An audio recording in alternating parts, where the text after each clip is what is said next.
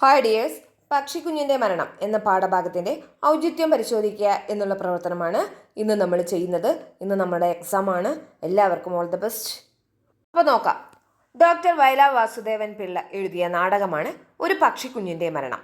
അധ്വാനിക്കുന്നവന് അപ്പം നിഷേധിക്കുന്ന അധികാരശക്തിയെയും പരിസ്ഥിതിയെ താറുമാറാക്കുന്ന രാക്ഷസീയതയെയും തുറന്നുകാട്ടുന്ന ഈ നാടകത്തിലെ ഒരു പ്രധാന കഥാപാത്രമാണ് പാടത്തിൻ ഉടമ.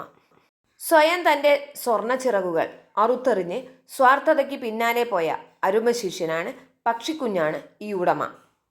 തൻ്റെ ചിറകിനുള്ളിൽ കഴിഞ്ഞവരിൽ ഒരുവനെ കാണാതെ പോയതിലെ ദുഃഖം പക്ഷിശാസ്ത്രകാരൻ്റെ അല്ലെങ്കിൽ ഗുരുവിൻ്റെ തേജസ്സുറ്റ മുഖത്ത് നാടകത്തിൻ്റെ തുടക്കത്തിലെ കാണാൻ കഴിയുന്നുണ്ട്.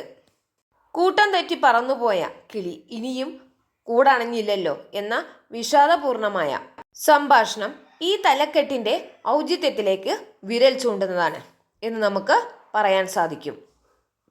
ഇത്രയൊന്ന് മനസ്സിലാക്കി വെക്കുക. ഇതൊക്കെ വെച്ച് നമുക്ക് എന്ത് ചെയ്യാം, ഇതിനൊന്ന് വിശദീകരിച്ചുകൊണ്ട് ആൻസർ ചെയ്യാവുന്നതാണ്.